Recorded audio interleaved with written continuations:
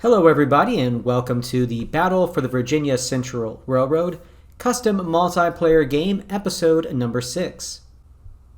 In episode 5 we watched as Buford was really getting roughed up by Stuart on the Federal left flank. Meanwhile, Sykes' aggression had really forced A.P. Hill's corps into a defensive position on the Confederate left flank. Also, at the end of the last part, we saw as Pleasanton began to arrive on the battlefield with his 2 divisions. In this episode, we're going to find out, can any of Buford's division escape the trap they're in? It really doesn't look like it, and the Confederates are doing an excellent job of destroying them piecemeal. And what will Pleasanton do now? He's reached the battlefield and he can now see that Thompson's Crossing is defended by a Confederate unit. Will he rush on that crossing and try to move over it quickly, or will he divert his divisions to a different, undefended ford across the South Anna River? We'll see. Also, A.P. Hill's flank is wide open. There is nothing there. Will the Yankees discover this and be able to exploit it? Or are they going to be cautious and never discover just how close they are to potentially turning the entire Confederate position? There's a lot to see in this episode, and it can go in numerous different ways, so let's find out what happens. Just as a quick recap, it is 10:40 a.m. in the game. You can see the Federal cavalry losses are really starting to pile up. The overhead map looks like this at 10:40 a.m., and even before we take the first turn, I want to talk to you about what the Federal commanders were discussing privately. Meade sent a message over to his chief of staff that it appears we will lose all of Buford's division. I don't wonder if this might be a lost battle already. Humphrey replied that we may need to adjust our plan to a more conservative one moving forward. We have already taken one bloody nose. And I think that's a good comment there by Humphreys, because moving forward, the Federals just can't afford any more giant losses like they've had with Buford's division. They probably do need to be a little extra careful and limit any sort of losses, not just from a manpower perspective, but from a victory point perspective. They need to find a way to limit their losses, especially for the rest of this first day of battle. Because Buford's division, let's just be honest, it's not looking good for them. He's probably not going to be able to escape that area. So if you're the Federals right now, psychologically, that's a crushing blow. You need to limit the chances that you're taking as you try to regain your footing in this battle. And the Federals, their left flank is, just like the Confederate left flank, pretty exposed right now. With Buford being wiped out, there is nothing there to stop Stuart's men from continuing around the Federal flank and causing all sorts of havoc in their rear. And the Federals have discussed this some, but I think they're missing an opportunity here. So the Federal left flank, it's huge, right? It stretches all the way from the Bend area, all the way to Gordonsville, if you're looking at it from an east-west perspective. However, it doesn't need to be like that. If the Federals were just to move some of their infantry, and they have plenty of it right now on this flank, to the north, there's only 2 crossroads they need to worry about. They could protect their entire flank by controlling these 2 crossroads. Now, I know what you're thinking. Well, the Confederates could march around them or ride around them. And that's technically true. They could do that. But this is a giant battlefield. If you were in the Confederate position, would you be comfortable just bypassing a giant Federal roadblock? I don't think so.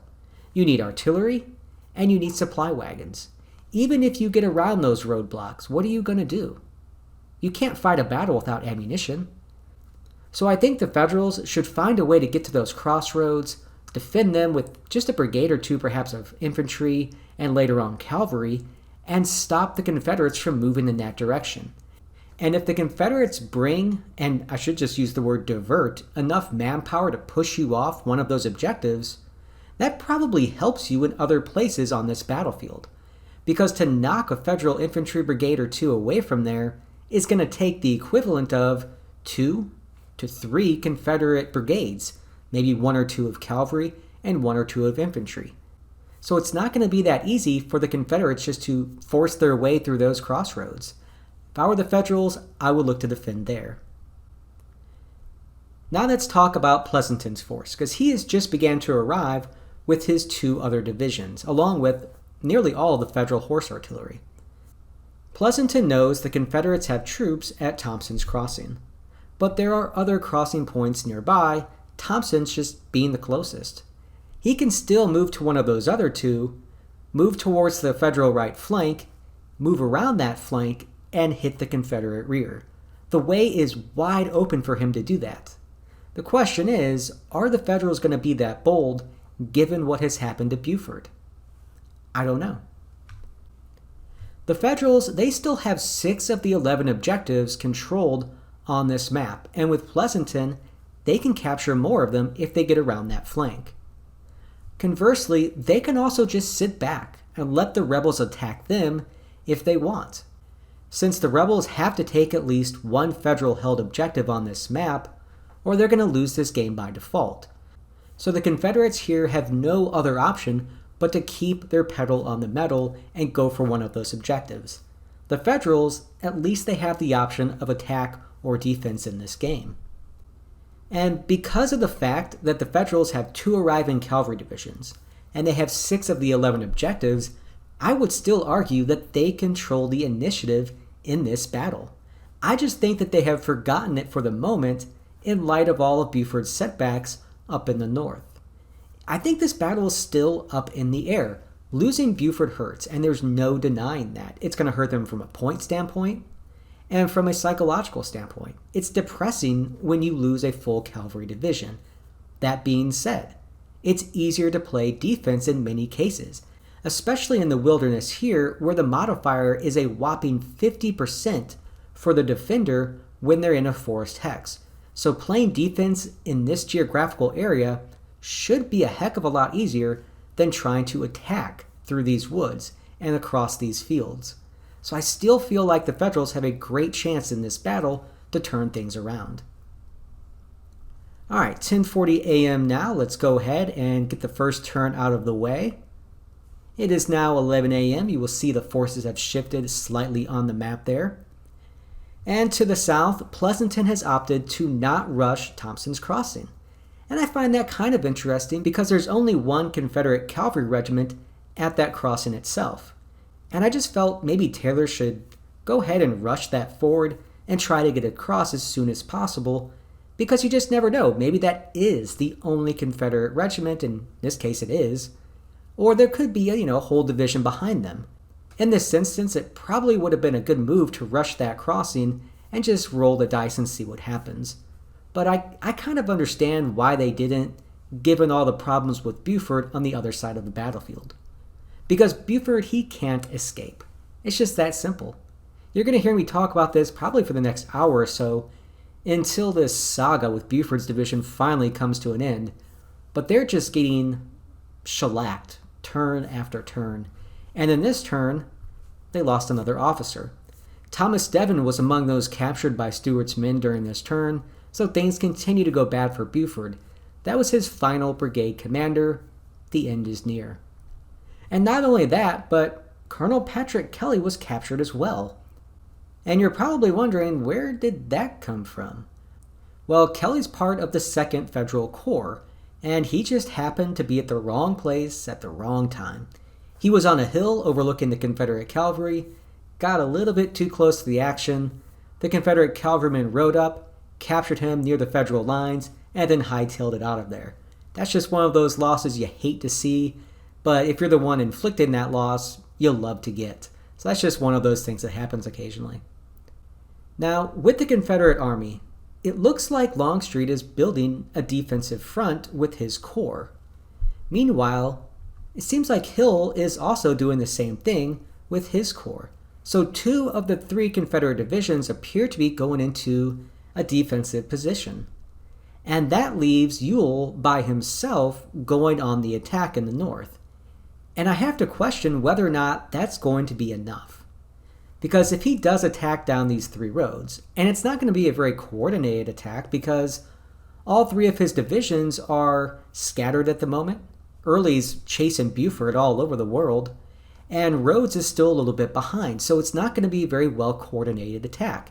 And I just don't think he has the strength right now to attack the Federal 1st and 2nd Corps by himself without some assistance from Longstreet and possibly Hill. So this is going to be something interesting to watch moving forward. Moving from 11 a.m. to 11:20 a.m., Pleasanton has opted not to rush Thompson's Crossing. Wait a minute, I take that back. Check that.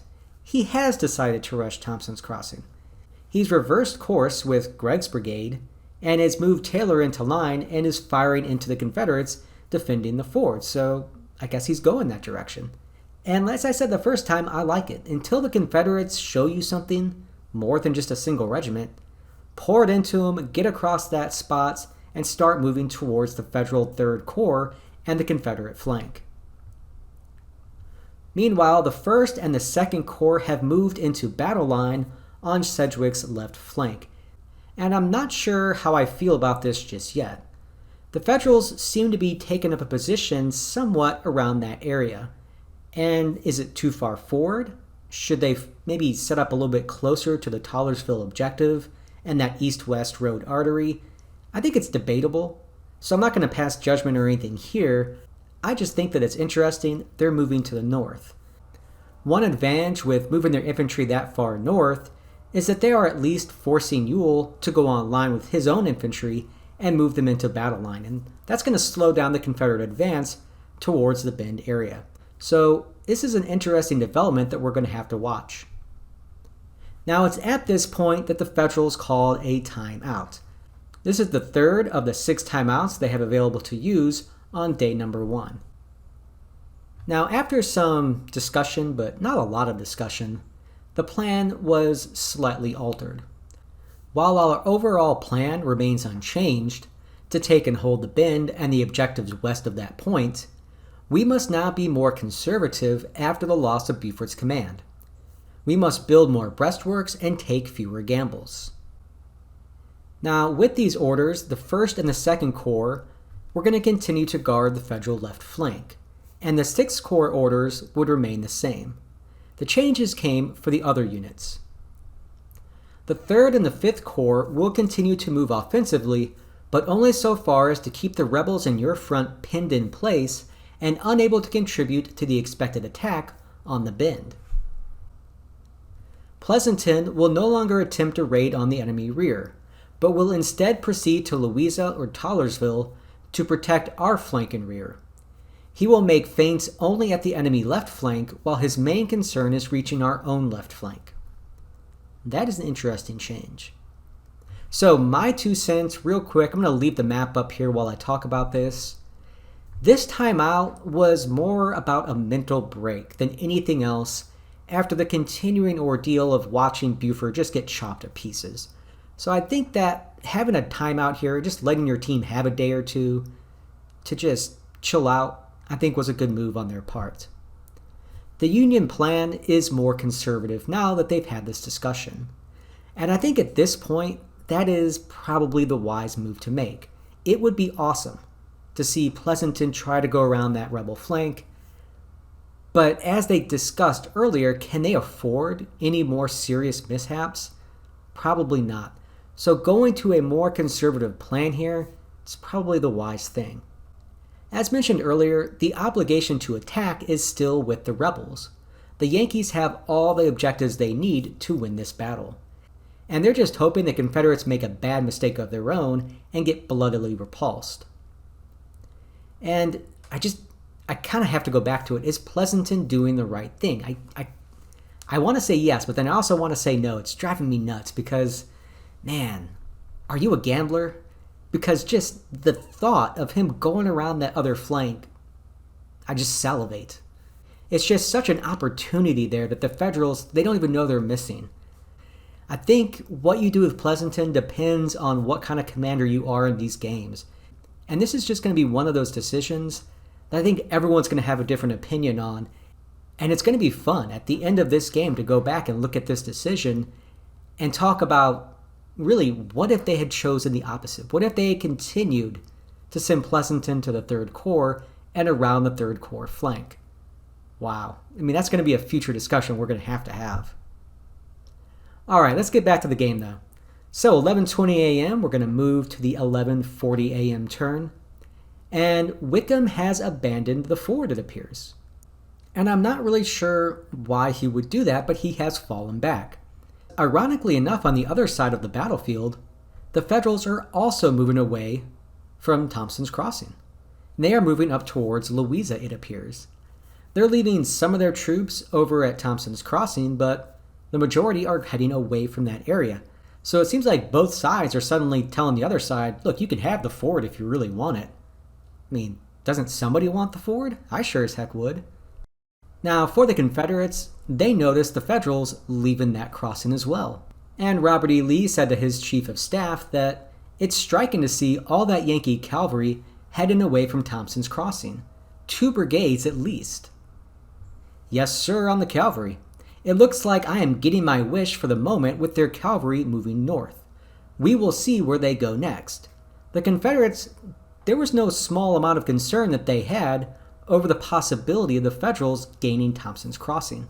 So the fact that they're moving away from that area makes the Confederates extremely happy in this game. And it seems like both sides are really beginning to entrench along these parts of their lines.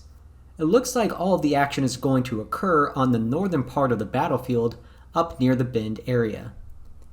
And a moment ago I said it looked like all of Longstreet was beginning to entrench and move into a defensive posture. Well, Kershaw is not entrenching. As a matter of fact, Kershaw might just be the key to this entire battle over the next few hours. Let's just zoom in on this area here because things are about to get crazy. Alright, so this is the center of the battlefield map itself. And this is the Bend area. This is the objective both sides desperately want. And let's begin with the Federals. The Federal 6th Corps is along this line here, and they have a reserve just directly behind them. Now for the Federals, they also have the 2nd Corps holding this area up here. That is 2 of their divisions. The other division is to the west. While the Federal 1st Corps is in a position right here, and they haven't had an opportunity yet to get into battle line and to begin to defend this area. And that's pretty darn important because of what's about to hit them, potentially, from the east. Now before we get into that, let's talk about the Confederate position. Ewell's Corps is moving from the northeast, and Longstreet is there to the southeast of the Bend area. Johnson's division is slowly but surely getting into line opposite the 2nd Corps. Rhodes is about an hour or 2 behind them, trying to get into position. They are moving towards the Bend from the north, while to the southeast of the Bend is Breckinridge's division in a defensive line. And that leaves Kershaw's division. They have 3 full brigades moving not necessarily completely unseen, but out of the general line of sight of the Federals at the moment towards that gap. And it just looks like this is about to be the perfect storm. If Kershaw can hit this area without the Federals being able to prepare for it, all kinds of hell could be unleashed in this battle. And if Rhodes attacks also at that perfect moment, I mean, he might be a bit late, but it might be perfect enough. Who knows what could happen? And that's not even discussing whether or not Johnson can contribute to this attack. There could be all sorts of things about to go down in this battle. And how important is this attack? It's huge. Both sides want to control this Bend area desperately because this will probably determine who wins the battle. And for the Federals, they must hold this hex. If they lose it, I don't know if they're going to have the strength to retake it.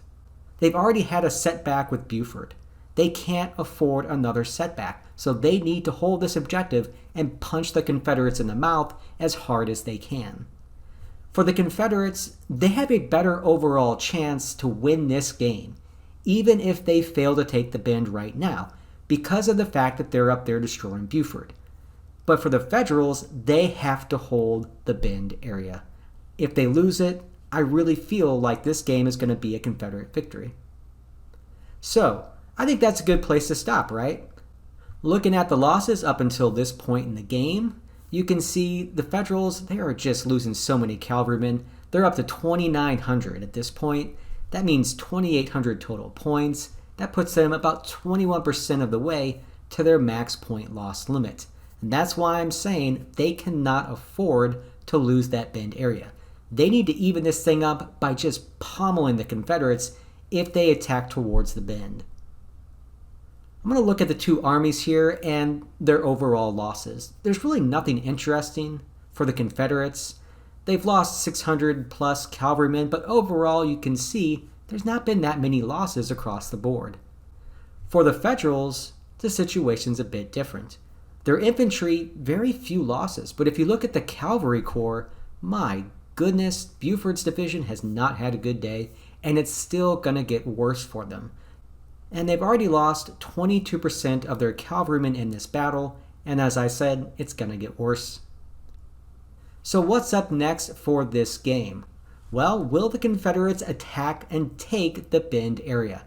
It's going to be really interesting to watch, I think, to see what happens around that Bend area. The Confederates are still outnumbered in this game and in that area, but they have the momentum behind them and they are hitting the Yankees before they are ready at the Bend.